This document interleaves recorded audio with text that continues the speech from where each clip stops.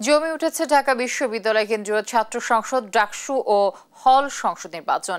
এ বিষয়ে জানাতে বিশ্ববিদ্যালয় ক্যাম্পাসে আছেন সহকর্মী তন্দ্রা তারুণ। আমি সরাসরি যুক্ত হচ্ছি তার সাথে। তন্দ্রা, শুনতে পাচ্ছেন নিশ্চয়ই আমাকে? তন্দ্রা, ডাকসু নির্বাচন নিয়ে উৎসাহ উদ্দীপনা সবার মধ্যে কেমন দেখছেন, সেই চিত্রটা যদি তুলে ধরতেন।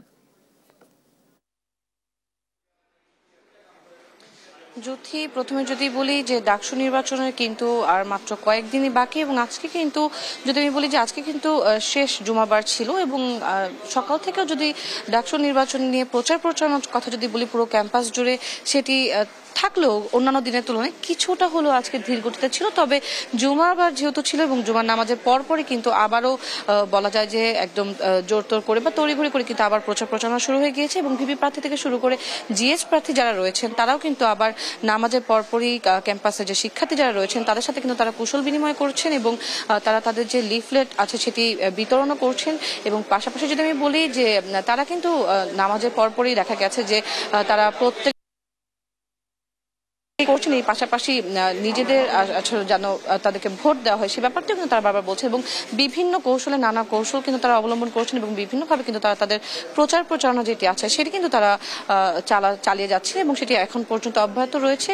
এবং এ নিয়ে কিন্তু যদি আমি বলি পুরো ক্যাম্পাস জুড়ে আমরা দেখতে পাচ্ছি যে কিছুক্ষণ আগে যদিও নামাজ শেষ হয়েছে, তবে নামাজের কিছুক্ষণ আগ থেকে দেখা গেছে যে আসলে ক্যাম্পাসের মধ্যে প্রচারণা কিন্তু মুখর একটি পরিবেশ সেটি ছিল। সকাল থেকে কিছুটা কম থাকলেও এখন কিন্তু সেটি আসলে ধীরে ধীরে এখন সেটি অগ্রগতি হচ্ছে, এবং নির্বাচন নিয়ে ডাকসু নির্বাচন নিয়ে যদি আমি বলি সেটি নিয়ে কিন্তু পুরোপুরিভাবে এখন পর্যন্ত কিন্তু সেই প্রচারণা তারা চালিয়ে যাচ্ছেন। আমরা যদি একটু বলি এখানে জুমার নামাজের পরবর্তীতে এখানে কিন্তু এখন যারা প্রার্থী যারা রয়েছেন তারা কিন্তু এখানে সংবাদ সম্মেলন করছেন কুশল বিনিময় পরবর্তীতে। আমরা একটু চেষ্টা করব তার সাথে তিনি কি বলছেন সেগুলো একটু জানার আমরা চেষ্টা করব।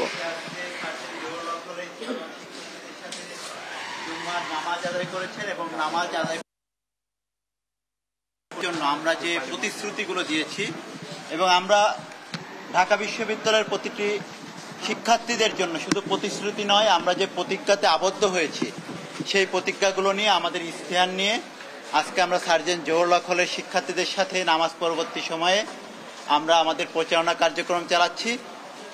এ পর্যায়ে আমাদের জিএস প্রার্থী তানভীর বাড়ি হামিম এখানে উপস্থিত আছেন, একই সাথে আমাদের পরিবহন সম্পাদক সাইফুল্লাহ সাইফ উপস্থিত আছেন, আন্তর্জাতিক সম্পাদক পদপ্রার্থী মেহেদী হাসান আমাদের মাঝে উপস্থিত আছেন। আপনাদের মাঝে হামিম সে তার আগামী দিনে শিক্ষার্থীদের উদ্দেশ্যে কিছু প্রতিশ্রুতি ব্যক্ত করবেন। আমাদের যিনি জিএস প্রার্থী তানভীর বাড়ি হামিম।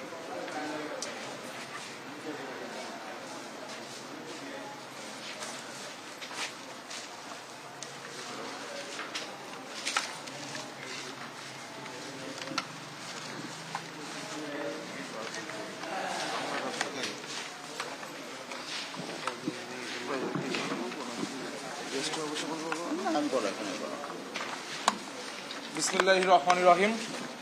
আজকে পবিত্র জুম্মার নামাজ আদায় শেষে আমরা এই সার্জেন্ট জহুরুল হক হলে শিক্ষার্থীদের মাঝে আমাদের ইশতেহার বিতরণ করেছি, এবং ইশতেহার নিয়ে বিভিন্ন আলোচনা করেছি।